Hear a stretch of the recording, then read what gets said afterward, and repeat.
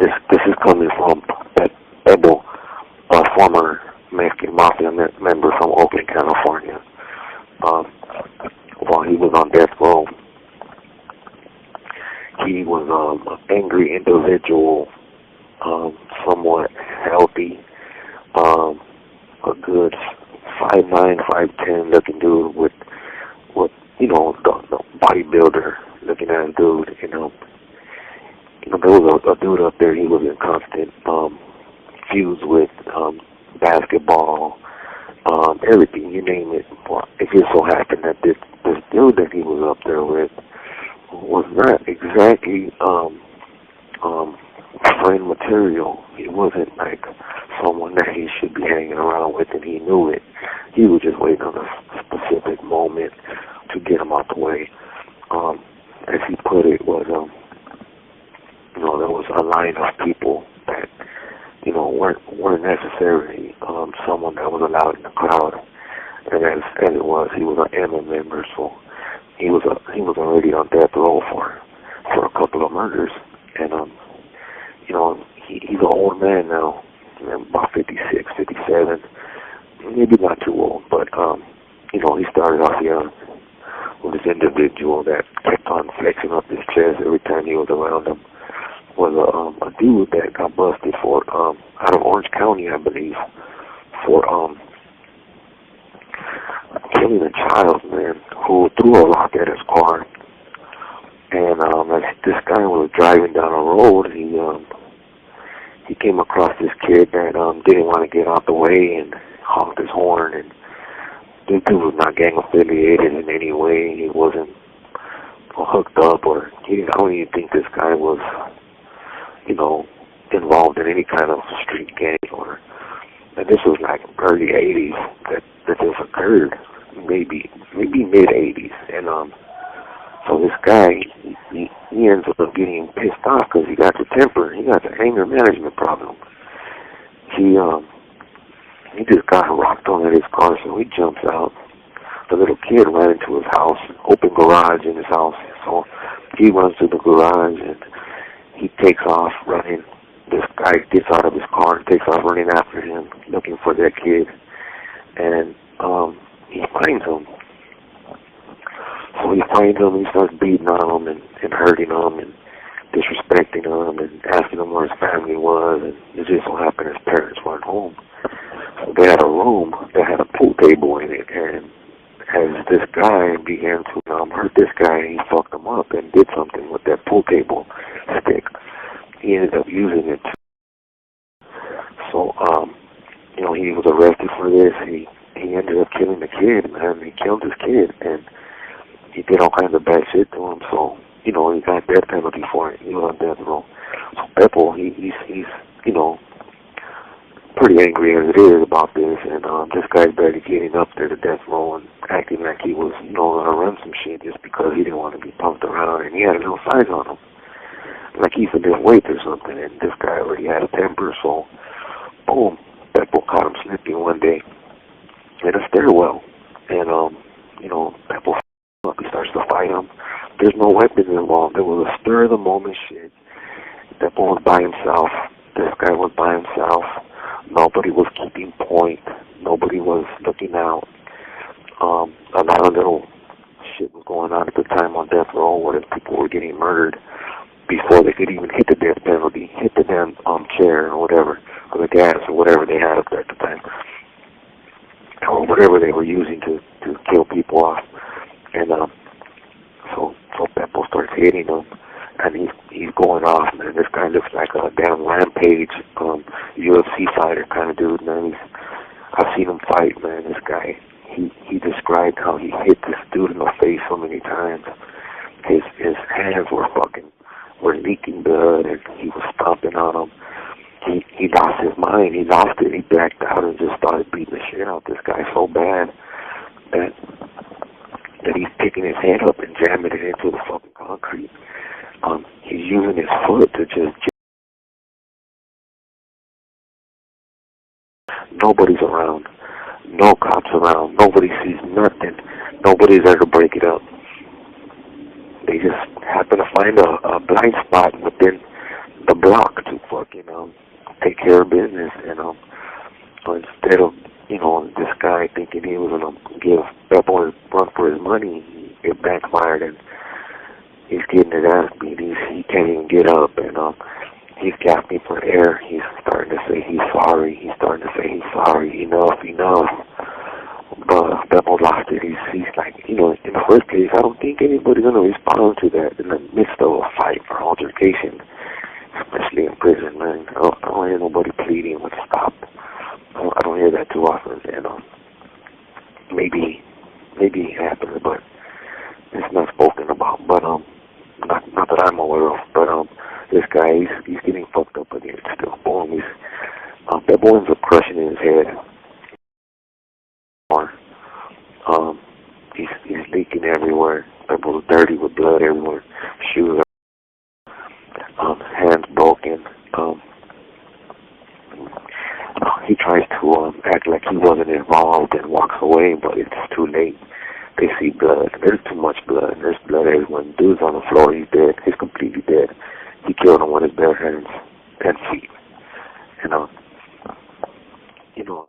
This call and your telephone number will be monitored and recorded. A lot of people assume that, when people come to prison, you're going to get taught a lesson, and, it's true, man. It does happen. It does happen a lot. But this situation where this was like, dude barely got up there, not even knowing, who was who and what was what, crossed the line, and boom, they waited for an opportunity and took care of him, got taken out. But, motherfuckers coming to prison, not everybody's going to come to prison for something so disrespectful as what he was in prison for. We hear stories all the time. I see it all the time. Those things are frowned upon and, immediately dealt with. But, he's like making a name for himself, man. Up there on death row. He killed this dude. He got charged for it. He goes to, all these cops up there at the time, they're old school cops, old school joint, old school system.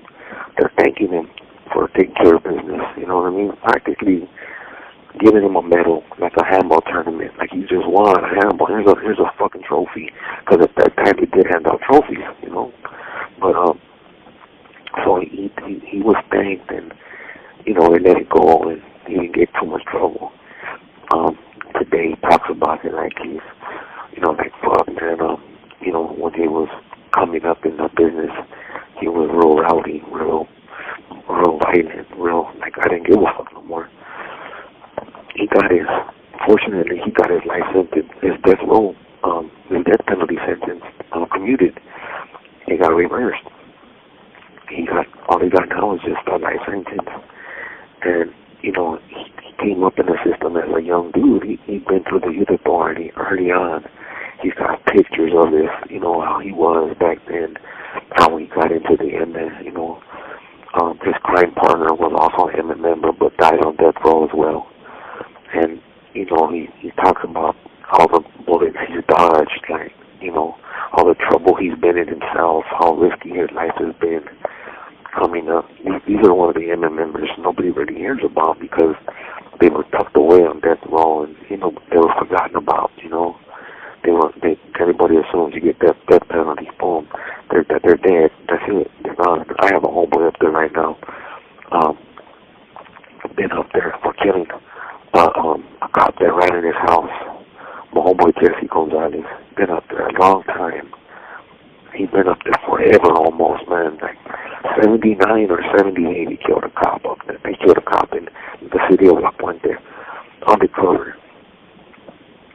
Ran up in his house looking for his brother, who was suspected of selling drugs. And, Jesse didn't know what the hell was happening. He turned around, someone was running in my house. Fuck that. And seen plainclothes people in his house running up in there. I think anybody in their right mind would have done the same thing, but because it was a cop, he got the death penalty. He's old, man, very old. So, like Beppo saying, he's from Oakland, he's not from down south, but coming up in the system wasn't the same as like now. He sees all these youngsters.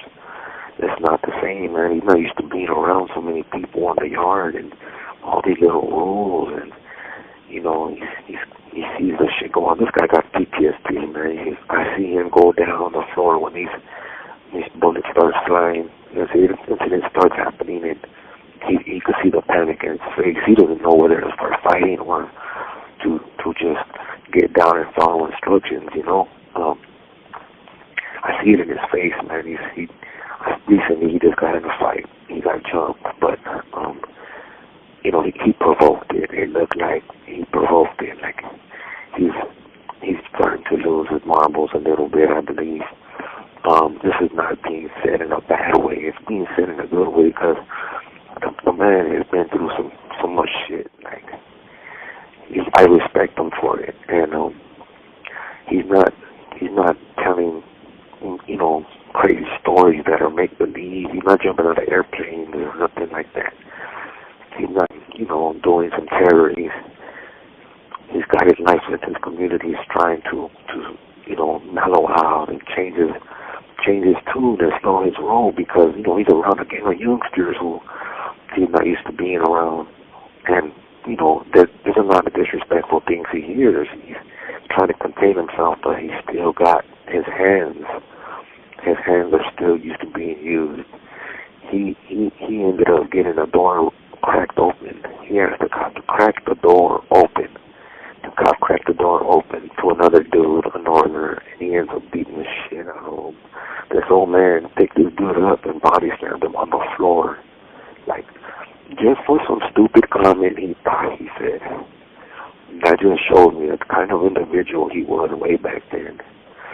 He might be losing his mind because he's snapping a little bit too much. You know, like grumpy old men, man, they start, you know, becoming impatient and you know, getting loud and barking at shit that ain't really occurring, but people wanted everybody to know, specifically anybody in his area, those coming up, be careful, respect your parents, and he says, stay out of fucking trouble, because if he sees you, he's gonna beat your ass. He doesn't want you guys in here. Those kind of things are kind of real with him, man. He doesn't want to see no youngsters in prison.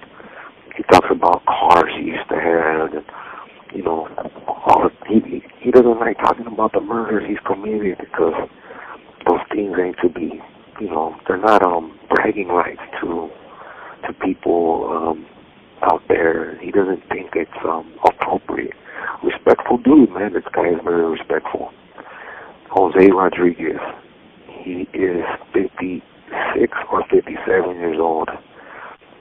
He says, if you get busted for something stupid, don't come to prison because he'll find you.